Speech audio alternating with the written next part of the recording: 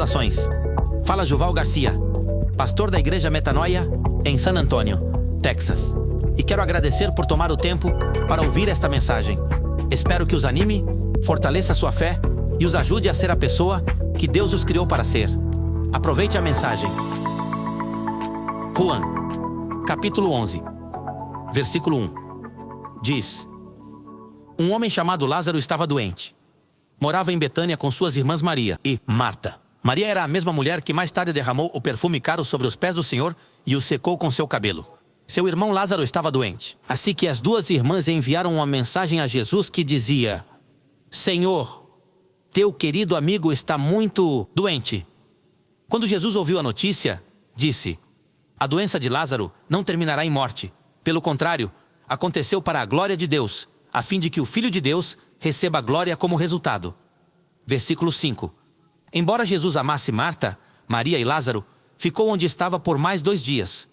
Passado o tempo, disse aos seus discípulos: voltemos à Judeia. Mas os discípulos se opuseram dizendo: Rabi, há apenas alguns dias, as pessoas da Judeia tentaram te apedrejar. Vais lá de novo? Jesus respondeu: cada dia tem 12 horas de luz. Durante o dia, as pessoas podem andar seguras e podem ver porque têm a luz deste mundo.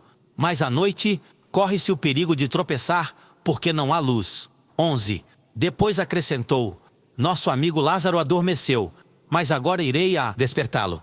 Senhor, disseram os discípulos, se está dormindo, logo se recuperará.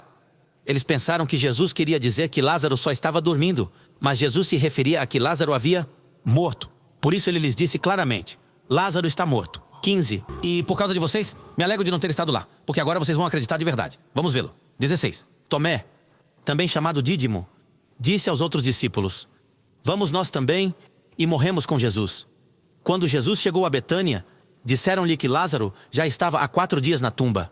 Betânia ficava a apenas alguns poucos quilômetros de Jerusalém, e muitas pessoas tinham se aproximado para consolar Marta e Maria pela perda de seu irmão. 20. Quando Marta soube que Jesus estava por chegar, saiu ao seu encontro, mas Maria ficou em casa. Marta disse a Jesus: Senhor, se ao menos tivesses estado aqui, meu irmão não teria morrido. Mas ainda, eu sei que Deus te dará tudo o que pedires. 23. Jesus lhe disse: teu irmão ressuscitará.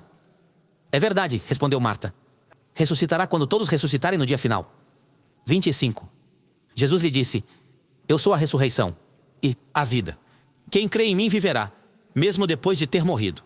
Todo aquele que vive em mim e crê em mim, jamais morrerá. Você acredita nisso, Marta? 27. Sim, Senhor, disse ela. Sempre acreditei que tu és o Messias, o Filho de Deus, aquele que veio de Deus ao mundo. 28. Depois Marta voltou aonde estava Maria e os que se lamentavam. Chamou-a à parte e disse: o mestre está aqui e quer te ver. 29. Então, Maria saiu imediatamente e se encontrou. Jesus ainda estava fora da aldeia, no lugar onde se havia encontrado com Marta. 31. Quando as pessoas que estavam na casa consolando Maria a viram sair com tanta pressa, acharam que ela ia ao túmulo de Lázaro para chorar. Então, a seguiram. Quando Maria chegou e viu Jesus, caiu a seus pés e disse: Senhor, se apenas estivesses aqui, meu irmão não teria morrido. Quando Jesus a viu chorando e viu as pessoas lamentando com ela, ficou indignado em seu interior e comoveu-se profundamente. Onde o colocaram? Perguntou. Eles lhe disseram: Senhor, venha vê-lo. 35. Então, Jesus chorou. As pessoas que estavam perto disseram: vejam quanto o amava. Mas outros diziam: este homem curou um cego. Será que não podia impedir que Lázaro morresse? Jesus ainda estava zangado quando chegou ao túmulo, uma caverna com uma pedra tapando a entrada. 39. Tirem a pedra para o lado, disse-lhes Jesus. Então Marta, da irmã do morto, protestou: Senhor, faz 4 dias que morreu. Deve haver um cheiro horrível. Jesus respondeu: não te disse que se creres, verás a glória de Deus?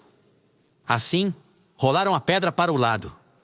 Então, Jesus olhou para o céu e disse: Pai, obrigado por me teres ouvido.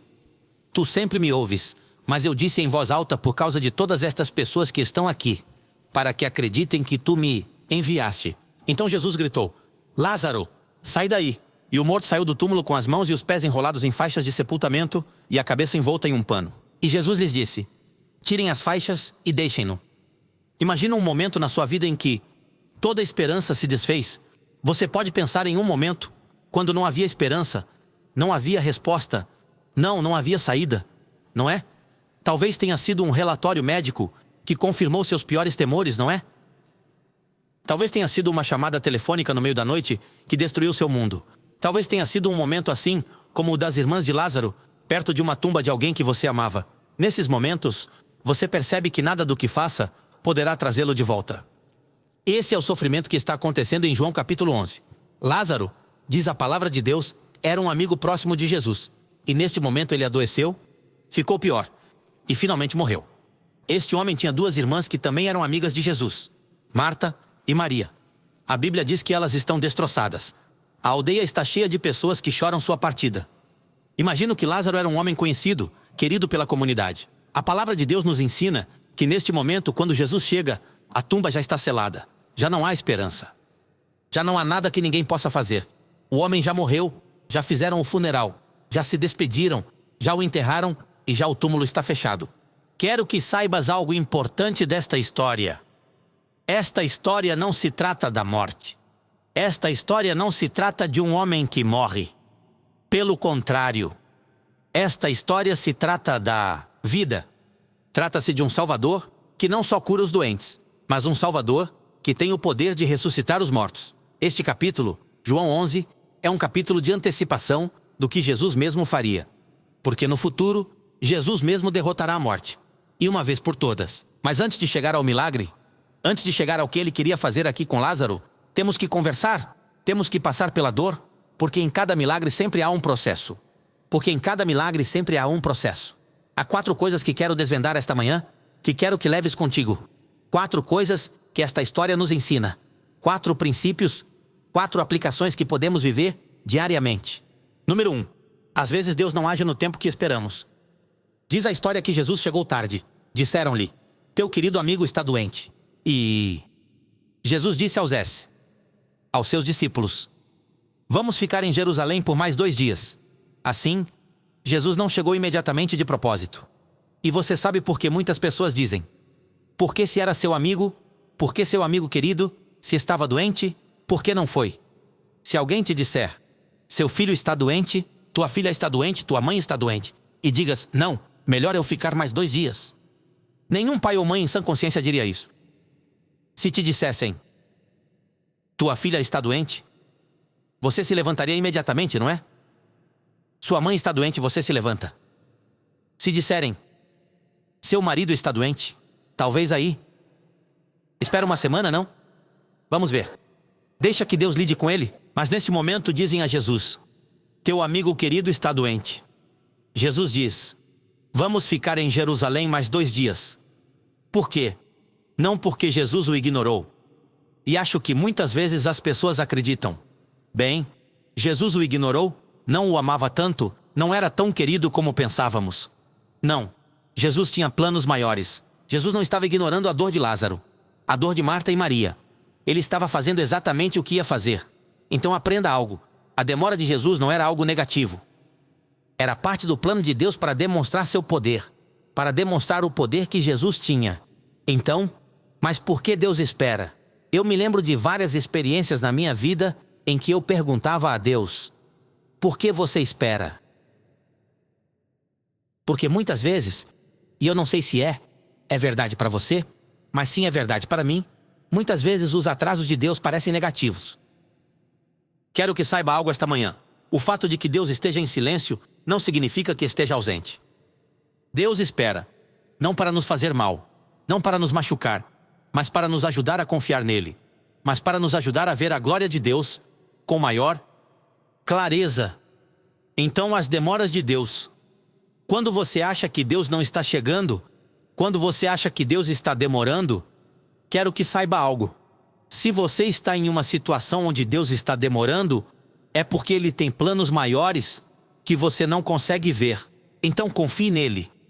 Veja, Marta e Maria queriam que Ele curasse seu irmão doente. Mas o que vai trazer mais glória a Deus? Curar um doente ou ressuscitar um morto? Então quando Deus se demora, lembre-se, é porque Ele tem planos maiores que você não pode ver. O que aprendemos nesta história? Número 2. Mesmo em nossa dor, Jesus sente nosso sofrimento. Você sabe que há um versículo, o versículo mais curto na Bíblia, que diz: Jesus chorou? É o versículo mais curto em toda a Bíblia. Mas esse pequeno versículo diz algo enorme: que Jesus chora, que o próprio Deus chora. E não porque é fraco, mas porque é amoroso. Jesus sabia que estava prestes a ressuscitar Lázaro, mas naquele momento não ignorou a dor. Ficou com as pessoas que amava, sentiu a angústia delas e chorou com elas. E isso nos mostra algo muito poderoso que você precisa levar nesta manhã. Que Deus não apenas resolve seus problemas, mas sente isso conosco. Muitas pessoas dizem: Deus não sabe o que eu sinto. E aqui a Bíblia está te ensinando: sim, Ele sente com você. Ele sofre com você. Ele caminha essa jornada de tristeza com você. Ele está passo a passo nesse caminho de angústia, de dor. E embora Deus vá te responder embora Deus vá solucionar, não quero que você pense que está caminhando essa jornada sozinho. Deus está com você. Imagina um pai vendo seu filho cair e raspar o joelho. Esse pai sabe que a ferida vai sarar, mas não lhe diz: está bem, levante-se. Em vez disso, corre até ele, o levanta, o abraça e diz a ele: não se preocupe, meu filho, eu estou aqui. Quando vê as lágrimas do seu filho, parte-lhe o coração e o abraça apertado. Não porque o pai está duvidando que o filho vai se curar, mas porque o coração de um pai ou uma mãe sofre com seus filhos. Às vezes, quando meu filho era bebê, que ele estava doente com febre alta, e nessas idades, quando não podem falar e não podem te dizer qual é o problema, que isso parte mais o seu coração. E eu me lembro que eu orava, dizia ao Senhor: Senhor, tira a doença dele, dá a doença a mim, eu sofro por ele. Por quê? Porque o coração de um pai, de uma mãe, sempre sofre com seus filhos. Assim é Deus conosco. Assim é teu pai contigo. Embora ele saiba como a situação vai terminar, embora ele saiba que ele vai resolver, embora ele saiba que essa jornada é para o seu bem, ele permanece perto, em meio à tua dor. A Deus importa profundamente o que tu sentes. Agora mesmo, assim que não caia na armadilha de pensar que Deus não se preocupa com você, que Deus não se apressa com o que você sente, aqui a Bíblia te diz que quando Jesus viu o sofrimento de seus amigos, ele chorou com eles. Então, quando você se sentir sozinho e disser: ninguém conhece meu sofrimento, lembre-se de que Jesus chorou, porque Deus nunca te deixa sozinho nessas jornadas de sofrimento. A terceira coisa que aprendemos nesta história, em João capítulo 11, é que Jesus nos chama da morte para a vida. Você sabe que quando Jesus parou em frente ao túmulo, diz João capítulo 11 que ele gritou. Por que gritou? Porque a morte não escuta palavras suaves. Somente a poderosa voz de Deus pode atravessar a morte e trazer alguém de volta à vida. É necessária da autoridade de um Deus vivo para quebrar as correntes da morte. É necessária da autoridade do único Deus que pode ressuscitar um morto. Por que você acha que no Rogar Clamor pregamos o Evangelho? Pregamos a palavra de Deus. Não estamos pregando conselhos humanos. Não estamos pregando ideologias humanísticas. Estamos pregando a palavra de Deus, o Evangelho de Cristo, que Cristo morreu na cruz, que Ele derramou o precioso sangue dele para quebrar cada corrente. Porque só Deus pode resgatar um perdido. Só Deus pode quebrar cadeias de vício. Só Deus pode ressuscitar um morto.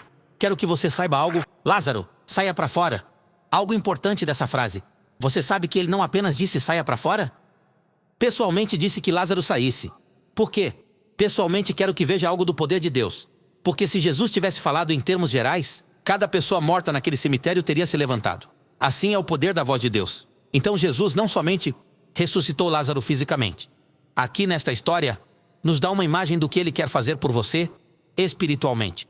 Quero que saiba algo pessoal. Sem Jesus, se você não tem Jesus, se você não o conheceu como seu Salvador, todos somos como Lázaro, espiritualmente mortos, presos no pecado, envolvidos em vergonha, culpa, vício, desespero. Mas Jesus não nos deixa aí. Ele nos chama pelo nosso nome.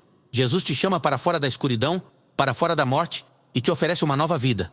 Imagine alguém se afogando em águas profundas, fraco demais para nadar, juntando-se rapidamente, ofegando por ar, perdendo a esperança.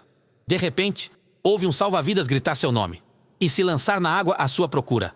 O salva-vidas não espera que a pessoa nade. Ele a agarra, a carrega e a leva a um lugar seguro. Isso é o que Jesus faz. Quando nos afogamos no pecado, quando estamos nos afogando no desespero, quebrados de tal forma que não podemos nos salvar a nós mesmos, Ele não fica na margem gritando instruções. Jesus entra na água, chama nosso nome e nos resgata.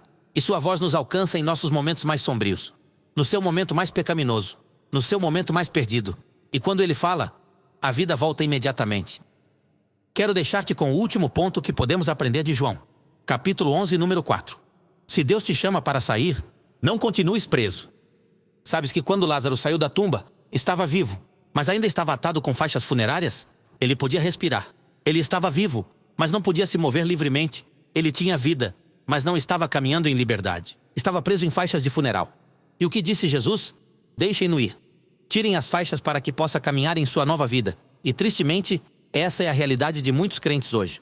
Cristo te salvou. Te tirou da morte espiritual. Mas muitos de nós continuamos envolvidos em coisas que te mantêm preso. Talvez seja um vício. Talvez seja a culpa, a vergonha, o medo, a raiva, a amargura. Você está vivo, mas não é livre. Há muitos cristãos hoje que você é crente, mas não é livre. Você não sabe como caminhar livre. Vives fora e ainda vives preso. Vivendo em pecado, vivendo fracassado. Sempre fazendo coisas erradas e voltas à igreja. Senhor, perdoa-me. Fracassei esta semana outra vez. Deus te perdoa. Sais da igreja outra vez. Vives preso.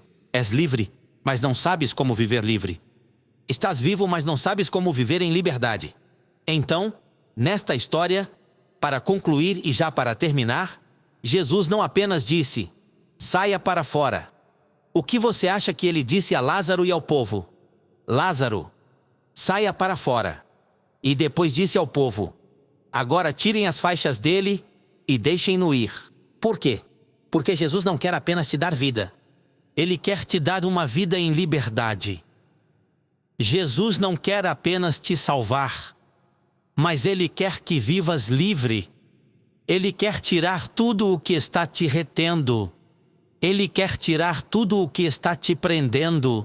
Quantos crentes estão na casa de Deus hoje que são salvos, mas não são livres? Você sabe que Cristo te salvou, mas você não caminha em liberdade.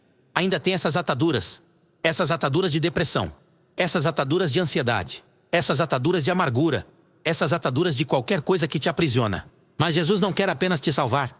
Ele quer te dar uma vida de liberdade. Quero que saiba que você não foi salvo para ficar preso.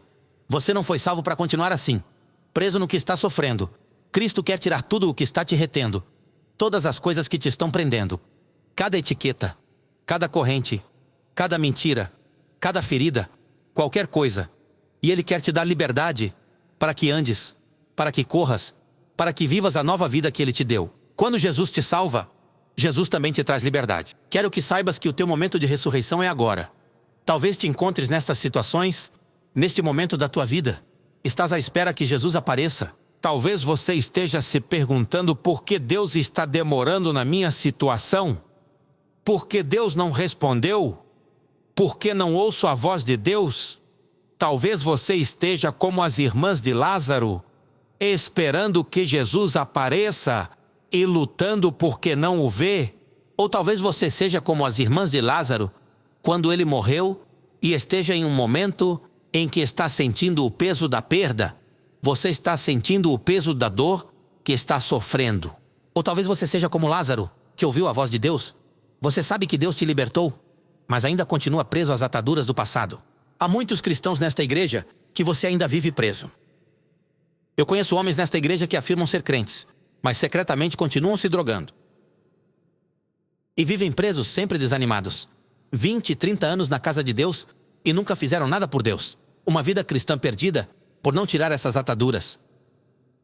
E talvez és um crente que talvez aprendeste a viver a vida cristã com as ataduras. Isso não é a vida que Deus quer para você. Isso não é a vida e o propósito pelo qual Deus te salvou. Ele te libertou. Ele te resgatou. Ele te salvou. Ele te deu nova vida para que vivas em liberdade.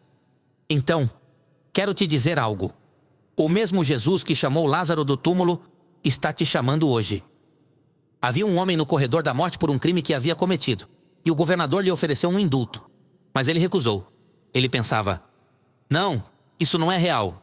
Não me ofereceram nada. Talvez seja uma piada, não? E ficou em sua cela. E esse homem morreu como prisioneiro, embora legalmente fosse livre.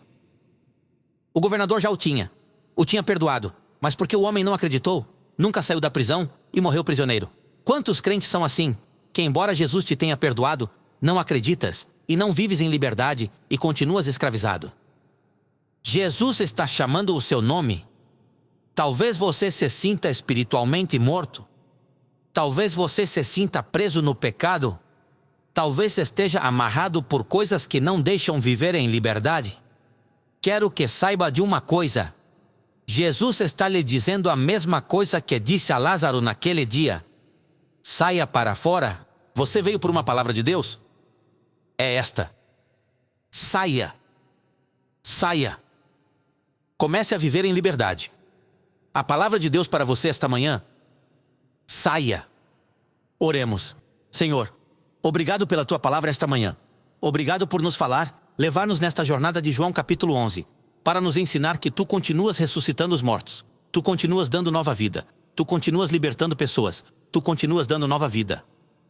Obrigado pela tua palavra. Obrigado por nos chamar pelo nome. Obrigado por nos dar liberdade. Assim, Senhor, esta manhã eu oro por duas pessoas.